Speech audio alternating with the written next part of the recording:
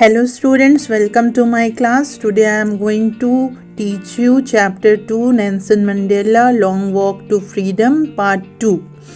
It is written by Nelson Rolihlahla Mandela. And in first part I have told you how Nelson Mandela has been elected for the post of president और उनकी journey कैसी रही वो बताते हैं कि किस तरीके से उन्हें सम्मानित किया गया। जैसे पहले लोग उनको हेट्रेड की निगाहों से देखते थे, लेकिन जब उन्होंने विजय हासिल की तो कैसे वही लोग उनका सम्मान करते हैं। आइए आगे पढ़ते हैं, आगे जानते हैं कि उनके साथ क्या हुआ या उनकी विचारधारा क्या थी।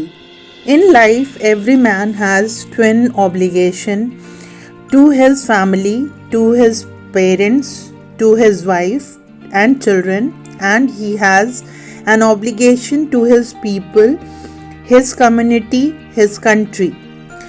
हर इंसान के जीवन में दो ऑब्लिगेशंस होती हैं, दो अहम भूमिकाएं होती हैं। एक उसकी फैमिली होती है और एक उसकी कंट्री होती है। फैमिली में उसके पेरेंट्स होते हैं, वाइफ होते हैं, चिल्ड्रन होते हैं, और दूसरी तरफ दूसरे हाथ पर देश है और देश के नागरिक हैं। His country and countrymen. In a civil, a human society, each man is able to fulfill those obligations according to his own inclination and abilities. Society में हर इंसान अपनी एबिलिटी के अनुसार, ज़रूरत के अनुसार अपनी ऑब्लिगेशंस पूरी कर लेता है। But in country like South Africa it was almost impossible for a man of my birth and colour to fulfil both of these obligation. लेकिन एक कंट्री, साउथ अफ्रीका जैसी कंट्री, जहाँ पर ये चीज़ बिल्कुल भी इम्पॉसिबल थी। नेल्सन मंडेला अपने आप को बताते हुए कहते हैं कि मेरा जो कलर था और जो मेरा बर्थ प्लेस है साउथ अफ्रीका, वहाँ पर इन दोनों ऑब्लिगेशंस को पूरा करना इम्पॉसिबल जैसा था। In South Africa, a man's color who had attempted to live as a human being was punished and isolated. Colour की वजह से उसे पनिश किया जाता था और मतलब वो आइसोलेटेड था, उसे सोसाइटी में मेलजोल करने का अधिकार नहीं था। In South Africa, a man who tried to fulfill his duty to his people with inevitably means unavoidably ripped from his family, his home, and was forced to live a life apart. अगर कोई ऐसा चाहता था तो वहाँ पर उस इंसान को अपनी फैमिली से दूर, अपने हर चीज़ से दूर कर दिया जाता था और एक मतलब अकेले आइसोलेटेड जीना पड़ता था। A twilight existence of scary and rebellion.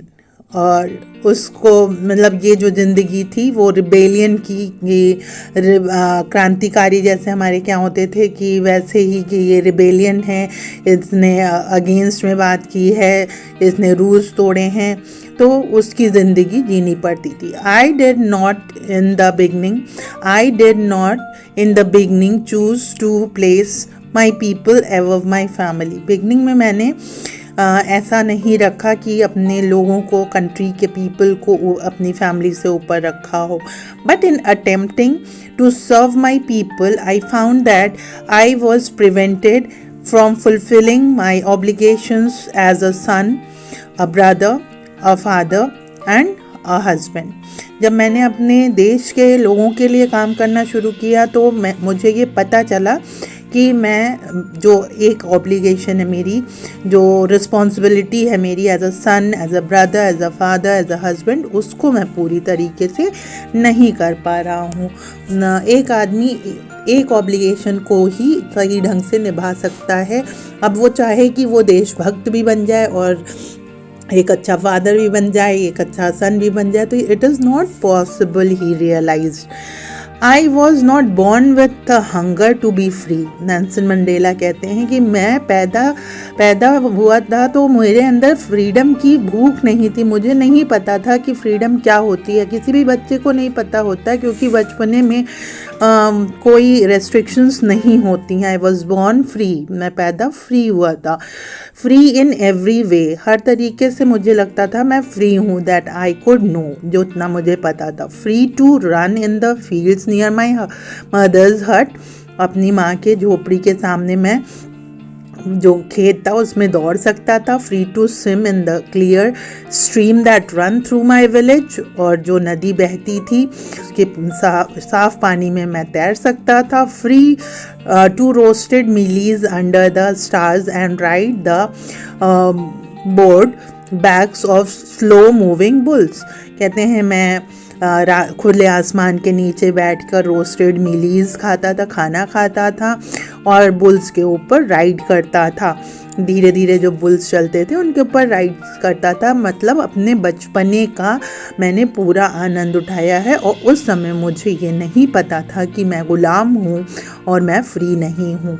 As long as I obeyed my father and abided by the customs of my tribe, I was not troubled by the laws of man or God।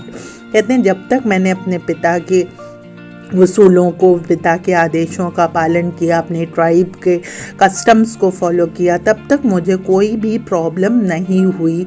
Means trouble by the law, इंसानों से या ईश्वर से मुझे कोई भी तकलीफ नहीं हुई। मुझे कभी भी पता नहीं चला उस समय तक कि मैं आज़ाद नहीं हूँ।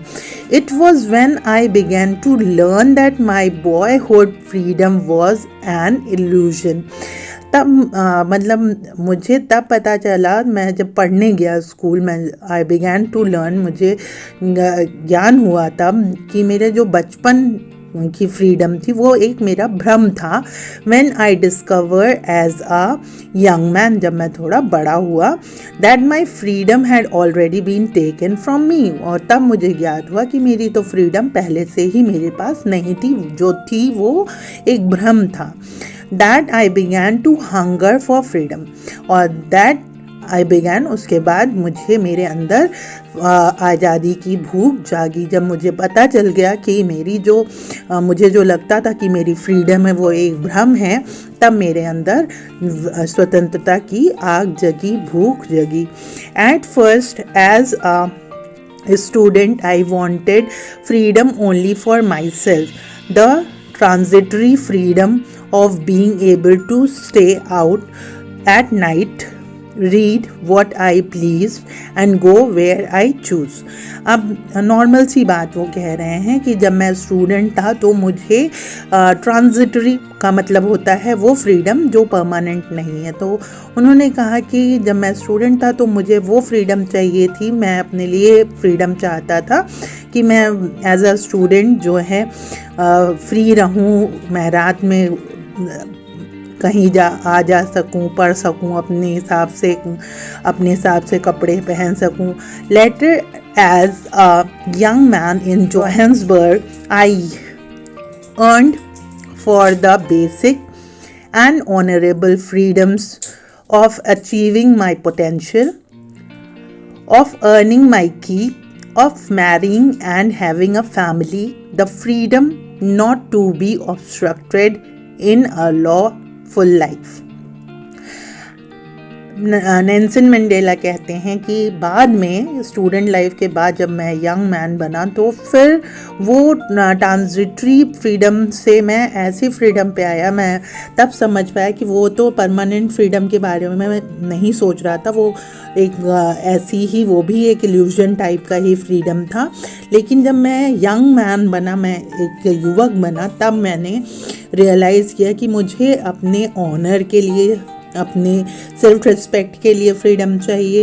एक मेरी जो पोटेंशियल है अपने फैमिली के प्रति, मैं अपने अर्निंग के लिए कि मैं पोटेंशियल हूँ, मैं उस पोस्ट के लिए एलिजिबल हूँ तो मुझे वो पोस्ट मिलनी चाहिए। मैं जिससे शादी करना चाहूँ उससे शादी कर सकूँ, ऐसी मुझे फ्रीडम चाहिए, और वो फ्रीडम रेस्ट्रिक्टेड ना हो। लॉ के थ्रू। तो ऐसी फ्रीडम मुझे चाहिए थी, मैं उसके लिए ईगर हुआ। But when I slowly saw that not only was I not free but my brothers and sisters were not free। लेकिन मुझे ये लगता था कि मैं ही, मेरे साथ ही ऐसा हो रहा है, लेकिन फिर बाद में मुझे पता चला कि ऐसा मेरे साथ ही नहीं हो रहा है। मेरे जैसे लोग, मतलब मेरे स्किन कलर के लोगों के साथ ऐसा हो रहा है। But then I slowly saw that not only was I not free but my brothers and sisters were not free। कि मुझे जब पता चला कि सिर्फ मैं नहीं, मेरे स्किन कलर के जितने भी लोग हैं डार्क कलर के, उनके साथ, सबके साथ ऐसा हो रहा है तो मुझसे रहा नहीं गया। I saw that it was not just my freedom. फिर मुझे लगा ये सिर्फ मेरी फ्रीडम नहीं है, that was curtailed but the freedom of everyone who looked like I did. सभी का फ्रीडम कर्टेल्ड हो रहा है, काटा गया है, रिड्यूस किया गया है, छीना गया है, जिनका भी रंग मेरे रंग का है। That is when I join the African national Congress. उसी समय मैंने क्या ज्वाइन किया? अफ्रीकन नेशनल कांग्रेस ज्वाइन किया। And that is when the hunger for my own freedom became the greater hunger for the freedom. फिर उसके बाद जो फ्रीडम का जो हंगर था, वो हंगर सिर्फ अपने लिए नहीं रहा, वो हंगर किसके लिए हो गया? वो देश के लिए, सभी के लिए हंगर बन गया। सबके लिए जो एक भूख थी स्वतंत्रता की, वो मेरे देश के लोगों के लिए बन गई। It was this desire from the freedom of my people to live their lives with dignity and self-respect that animated my life। कहते हैं कि ये जो इच्छा थी कि मेरे लोग अच्छे से जी सकें, डिग्निटी से, सेल्फ रिस्पेक्ट के साथ जी सकें, इसने मेरी लाइफ को चेंज कर दिया। That transformed a frightening young man into a bold one, that drove a law abiding attorney to become a criminal, that turned a family-loving husband into a man without a home, that forced a life-loving man to live like a monk। और इस इच्छा ने जो है मुझे बिल्कुल बदल कर रख दिया। मैं एक डरने वाला, मैं एक सहमा हुआ सा इंसान बोल्ड इंसान हो गया। एक लॉ को फॉलो करने वाला इंसान क्रिमिनल बन गया। एक फैमिली को प्यार करने वाला और हस्बैंड से मैं एक ऐसा इंसान बन गया जो बिना घर का हो, और एक लाइफ को, जीवन को प्यार करने वाला इंसान, जीवन जीने वाला इंसान मॉन्क बन गया, साधु बन गया, जिसके पास घर द्वार नहीं होता है। I am no more virtuous और self sacrificing than the next man.